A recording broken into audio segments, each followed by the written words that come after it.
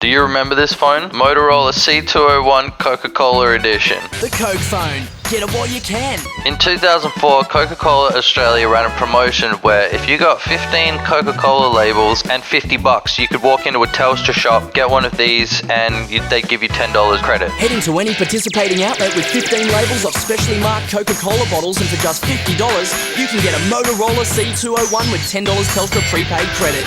I don't have fond memories of this phone, but I do remember having one. It was my first phone, and I remember a girl at school was like, "Oh cool, let me see it," and then I showed it to her and she was like, "Well, it's not really a phone, is it?" And I never forgot about that, and I guess that's because it was Coca-Cola branded and not Nokia. But here's where things get interesting. This thing was never actually Coca-Cola branded at all. The box has nothing Coca-Cola related on it. The phone has nothing Coca-Cola related on it.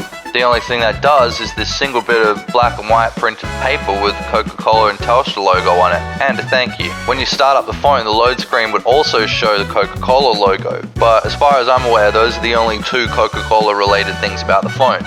Even on the back of the box, it says that it's Cerussite/red themed. Cerussite is some kind of multicolored rock? I don't get it, but it doesn't say Coca-Cola/red themed on the back. I tried to find out as much as I could about this promotion, but there honestly isn't that much information available. What we do know is that it was before June 30 of 2004, and there are only 300,000 available. I can't stress to you enough how much I don't believe these Reddit comments that say that everybody wanted one, but it was still pretty iconic for a couple months there. And the reason I say that is because even when it came out, it was a really low-powered phone. One Reddit user even said that the phone was completely even by the standards of the time, and they would have been completely obsolete maybe 6 months later. And this was a time of insane innovation when it came to phones. So my theory is that Motorola pulled a fast one on us. They probably had like a warehouse full of all this stock that they knew they weren't going to be able to sell in 6 months, so they just hit up Telstra, and then they hit up Coca-Cola, and $50 times 300,000 is still like $15 million, right? GG boys, on to the next scam. However, every time I see this phone, I get brought back to a simpler time. Before all of these companies made their designs